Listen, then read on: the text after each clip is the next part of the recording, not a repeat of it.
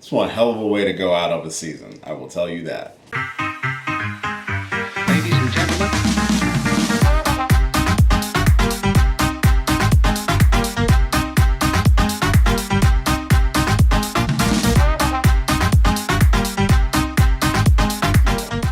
Hey, what's going on, everybody? It's your boy Will, and this is another spoiler review for you. We have been traveling along this Season 2 journey with the Legend of Vox Machina, and this is no different. This is episode 10 entitled The Kill Box. This is a spoiler review, so if you have not seen the episode yet, go watch it. It's actually really good. And then come back and hear my thoughts on the episode. And if this happens to be your first time, hi. My name is Will, and I do geeky stuff on the internet. I do reviews and reactions, discussions, some gaming, some drinking.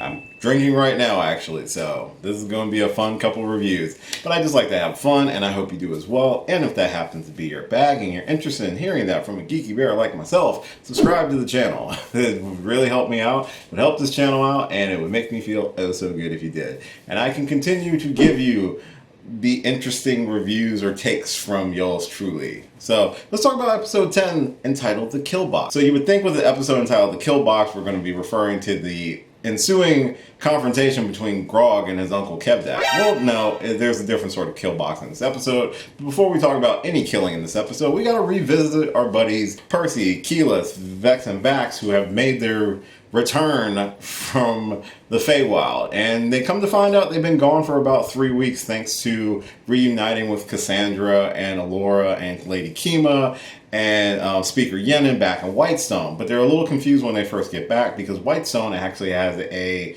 concealment charm or a glamour charm, which is being held up by Alora and Gilmore to try to protect Whitestone from being on the radar of the Chroma Conclave. So once they get their bearings and try to figure out what's going on, Alora does help them locate Grog, Pike, and Scanlon, who are in Westrun as we speak, confronting Grog's uncle Kevdak.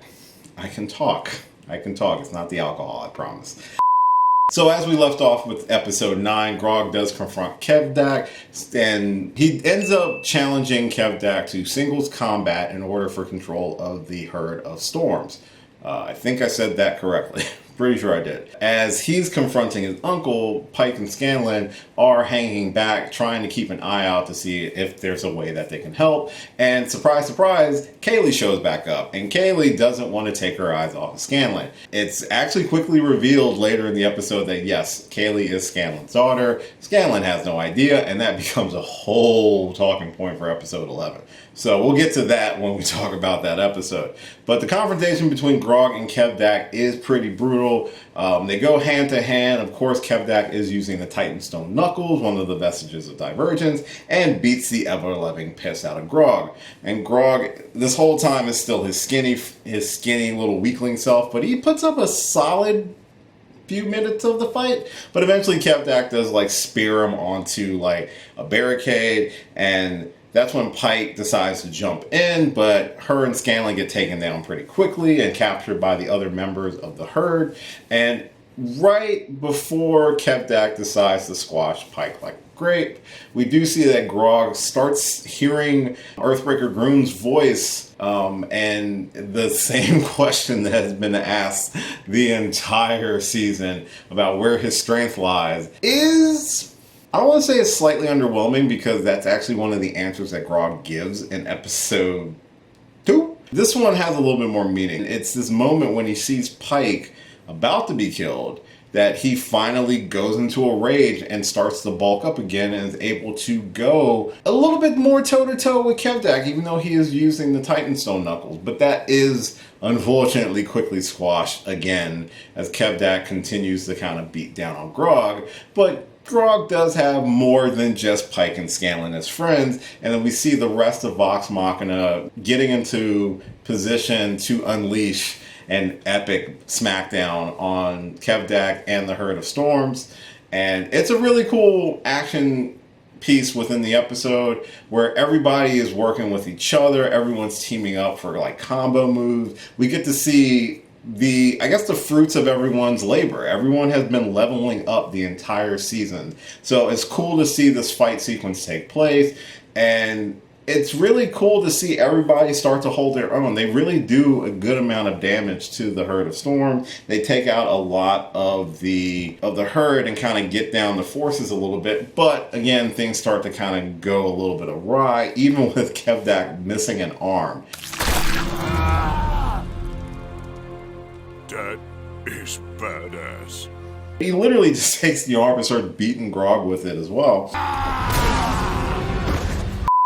But there's a cool combo move that they do to finish the fight where they all start to team up to take on Kevdak, but Grog is the one who does get the final blow, with Vex letting out Trinket in order to put Grog in the locket. That was teased back in episode 4 once Grog really wanted to go into the locket. So it's really cool that she's able to put him in the locket, fly up, let him go from the locket, and he comes crashing down with an axe, chopping Kevdak right down the middle. It is dope as hell. It is a really cool finish, and of course, in this moment, he does claim the Titanstone Knuckles, and is recognized pretty much by the remaining herd as kind of the de facto leader until he decides to pass that on to his cousin Zanror. So he's basically in charge right now, and hopefully he will lead the herd with more honor than his father did before him. So that's really cool. And then we get the second half of the episode where everyone's starting to celebrate the defeat of Kevdak,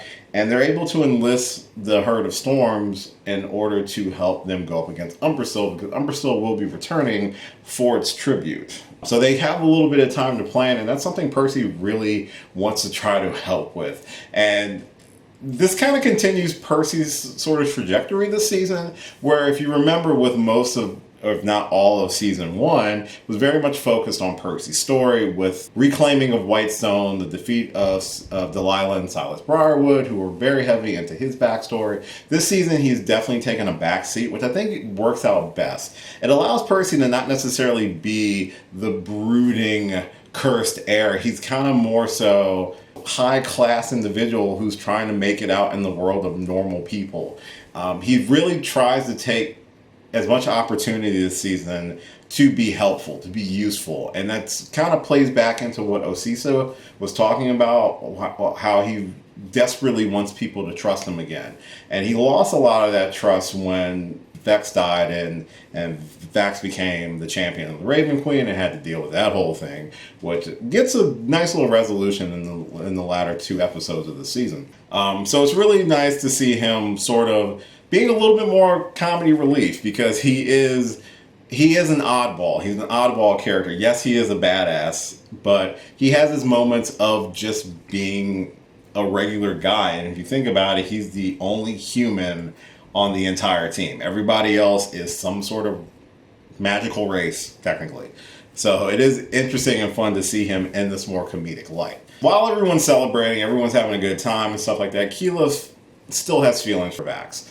And he wants to pursue those feelings again, even in this great time of need. But we're still dealing with our broody boy, Vax, and still trying to figure out what purpose it is with the Raven Queen and all that other fun jazz.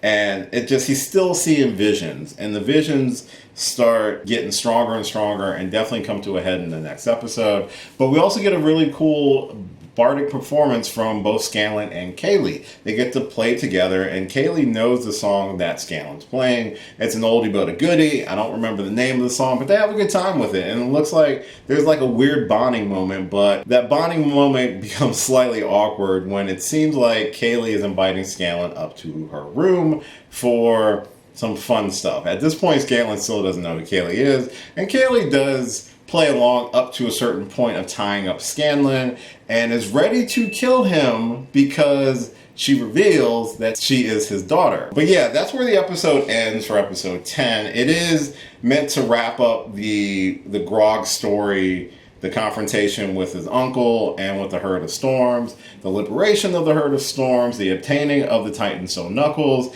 and the preparation for the confrontation with Umbrasyl that will happen in the next episode. So it's a really solid episode. There's a lot of reveals that happen, a lot of familial things are resolved and unresolved at the same time. We're getting right towards the end game of season 2 with this episode, because the next 2 episodes are very much focused on their confrontation and fight with Umbrasyl, and I'll talk about those in those videos. But I really did like this episode, as I've liked pretty much all the episodes this season. I love the fact that we got to see all the team working together. Really cool, like really well done. Like, we haven't seen that sort of teamwork since episode 2 of season 1, if you really kind of look at it as one solid fight. Because even with the finale of season 1, everyone had their own individual fights, but in this fight they were like a true unit, and we got to see that more and more this season, especially coming up with the last 2 episodes. So we get to see like how they play off of each other and how well they work as a unit, and it's a good testament to how well the characters have worked together over technically short time together. Like, in the regards of where they are in the current timeline, I don't know if they've been together more than maybe a few months as a whole unit. Some of them have been together longer, obviously Pike and Grog, obviously Vex and Vax, but as them all fighting together and showing off the fruits of their labor of this entire season to really show that they've really grown. And we see that even more in the next 2 episodes. I do like that we've gotten to the reveal of Kaylee and Scanlon'S relationship and how much this is going to inform Scanlon'S character over the course of the next 2 episodes. It's been a dope season, and I'm probably going to say the same thing in the next 2 episodes. I'm glad that we've gotten more time to spend with other characters, but not forgetting about our boy Percy, or even Pike to a certain extent, since she also hasn't been necessarily a featured player, but has been more of a player in Grog's story in this season as well. Those are just my thoughts on episode 10 entitled The Kill Box. Let me know any thoughts that you have on the episode in the comments down below.